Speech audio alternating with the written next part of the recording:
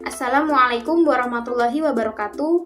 Perkenalkan, saya Fadia Huirunisa Sukawati dari Prodi Biologi, Fakultas Matematika dan Ilmu Pengetahuan Alam, Universitas Palangkaraya. Pada video ini, saya akan menjelaskan mengenai materi fisika dasar yaitu gerak lurus beraturan atau benda bergerak konstan. Hal-hal yang akan dibahas pada video ini adalah pengertian gerak lurus beraturan dan grafik gerak lurus beraturan. Gerak lurus beraturan merupakan bagian dari gerak lurus, yaitu gerak benda yang berada pada lintasan yang berupa garis lurus.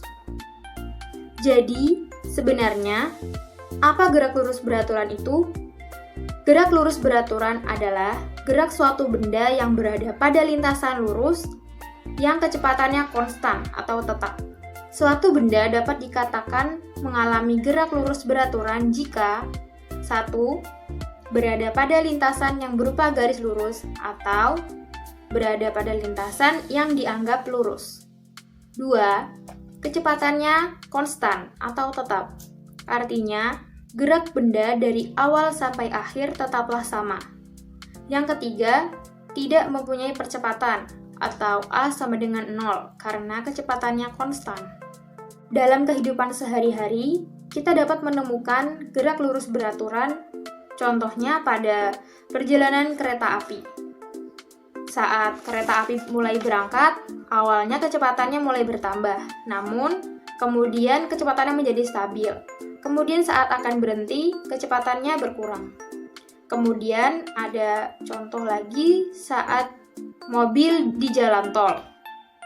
Seperti kereta api tadi, saat awal kecepatannya bertambah, kemudian kecepatannya stabil, setelah itu saat akan berhenti, kecepatannya akan berkurang.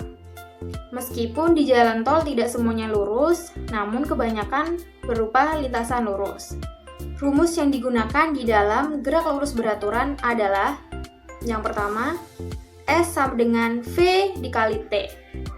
Yang kedua, delta S sama dengan vektor V dikali delta T, di mana S adalah jarak dengan satuan meter, delta S adalah perpindahan dengan satuan meter, V adalah kecepatan sesaat dengan satuan meter per sekon, vektor V adalah kecepatan rata-rata dengan satuan meter per sekon, T adalah selang waktu dengan satuan sekon, delta T adalah perubahan waktu dengan satuan sekon.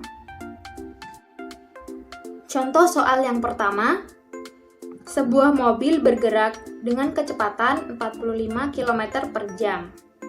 Hitunglah jarak yang ditempuh mobil selama 10 sekon. Diketahui, V atau kecepatannya adalah 45 km per jam. Di sini, kita ubah dulu satuan kilometer per jamnya menjadi meter per sekon. Didapatkan hasil 45.000 meter per 3.600 sekon. Didapatkan hasil 12,5 meter per sekon. Kemudian diketahui lagi T atau waktunya adalah 10 sekon. Yang ditanyakan jarak yang ditempuh mobil selama 10 sekon. Kita gunakan rumus S sama dengan V dikali T. Kita masukkan yang diketahuinya tadi, jadi 12,5 meter per sekon dikali 10 sekon. Didapatkan hasil 125 meter. Suatu benda bergerak dari titik A ke titik B sejauh 8 meter selama 6 sekon. Kemudian, benda itu bergerak lagi dari titik B ke titik C sejauh 6 meter selama 4 sekon. Tentukan kecepatan rata-ratanya dan tentukan jarak dari titik A ke titik C. Jadi, yang diketahui di sini adalah jarak dari titik A ke titik B yaitu 8 meter, kemudian jarak dari titik B ke titik C yaitu 6 meter, kemudian waktu tempuh dari titik A ke titik B 6 sekon, dan waktu tempuh dari titik B ke titik C adalah 4 sekon. Yang ditanyakan adalah kecepatan rata-rata atau vektor V dan jarak dari titik A ke titik C. Kita jawab di sini menggunakan rumus vektor V sama dengan delta S per delta T. Jadi karena ini delta S, kita hitung semuanya, dan karena itu delta T, kita hitung semua waktunya. Jadi didapatkan 8 ditambah 6 per 6 tambah 4 sama dengan 14 per 10 sama dengan 1,4 meter per sekon.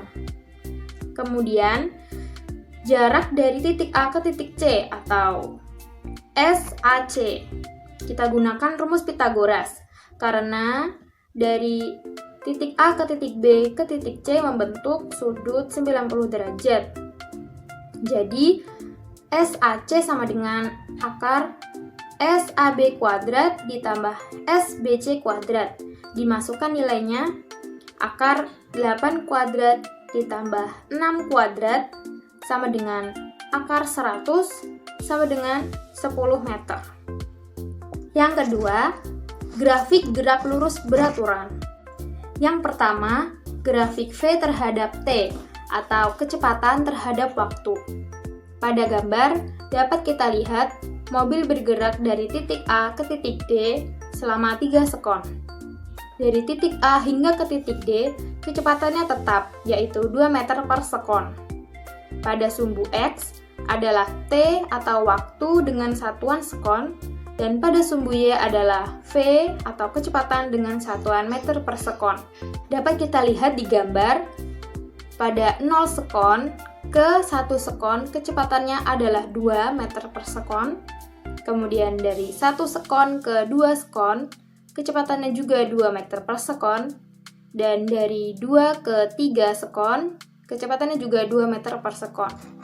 Maka, grafik kecepatan terhadap waktu berupa garis horizontal karena kecepatannya konstan dan tidak berubah.